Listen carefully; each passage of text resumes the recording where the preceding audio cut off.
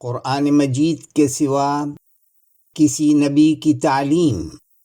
سب قوموں کے لیے نہ تھی۔ حضرت مصلح موعود رضی اللہ تعالی عنہ فرماتے ہیں، پس اگر اس دنیا کا پیدا کرنے والا خدا ایک ہی ہے، اور اگر وہ تمام اقوام اور تمام ممالک کے ساتھ یکساں تعلق رکھتا ہے، تو ضروری تھا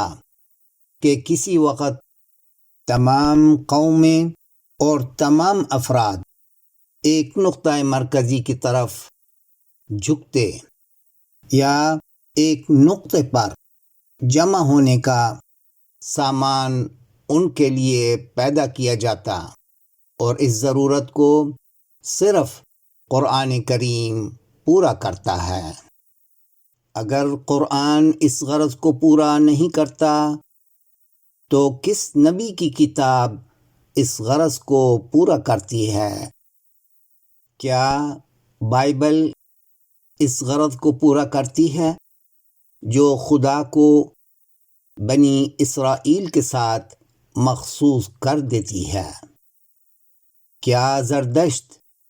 کی کتاب اس ضرورت کو پورا کرتی ہے جو خدا کے نور کو ایرانیوں کے ساتھ وابستہ کر دیتی ہے؟ کیا وید اس ضرورت کو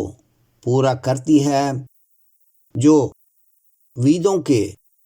سننے والے چودر کے کانوں میں سیسا پگھلا کر ڈالنے کا ارشاد کرتی ہے؟ کیا بدھ اس ضرورت کو پورا کرتی ہے جن کا ذہن ہندوستان کی چار دیواریوں سے باہر کبھی گیا ہی نہیں؟ ہاں، کیا مسیح کی تعلیم اس غرض کو پورا کرنے والی ہے جو خود کہتا ہے کہ یہ مت خیال کرو کہ میں تورات یا نبیوں کی کتاب منسوخ کرنے آیا ہوں، میں منسوخ کرنے نہیں بلکہ پوری کرنے آیا ہوں، کیونکہ میں تم سے سچ کہتا ہوں کہ جب تک آسمان اور زمین ٹل نہ جائیں، ایک نقطہ یا ایک شوشہ توریت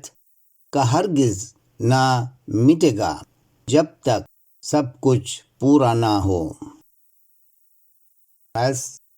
محمد رسول اللہ صلی اللہ علیہ وسلم سے پہلے کوئی شخص بھی نہیں تھا جس نے ساری دنیا کو خطاب کیا ہو، اور قرآن سے پہلے کوئی کتاب نہ تھی جس نے ساری دنیا کو مخاطب کرنے کا دعویٰ کیا ہو۔ محمد رسول اللہ صلی اللہ علیہ وسلم ہی ہیں جنہوں نے ساری دنیا کو مخاطب کر کے کہا کہ قُلْ يَا أَيُّهَا النَّاسُ إِنِّي رَسُولُ اللَّهِ إِلَيْكُمْ جَمِيعًا، یعنی اے لوگو، میں تم سب کی طرف رسول بنا کر بھیجا گیا ہوں۔ پس قرآن کریم کا آنا ان اختلافات کے مٹانے کے لیے جو وقتی اور قومی تعلیموں کی وجہ سے پیدا ہو گئے تھے ضروری تھا۔ اگر قرآن نہ آتا تو دنیا پر یہ بھی ثابت نہ ہوتا کہ دنیا کا پیدا کرنے والا ایک خدا ہے، اور نہ یہ ثابت ہوتا کہ دنیا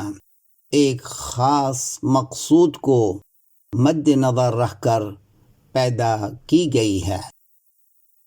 حضرت مرزا بشیر الدین محمود احمد خلیفۃ المسیح الثانی رضی اللہ تعالی عنہ، دیباچہ تفسیر القرآن، سن اشاعت ستمبر 2016، کمپیوٹرز ایڈیشن صفحہ 22 تا 30۔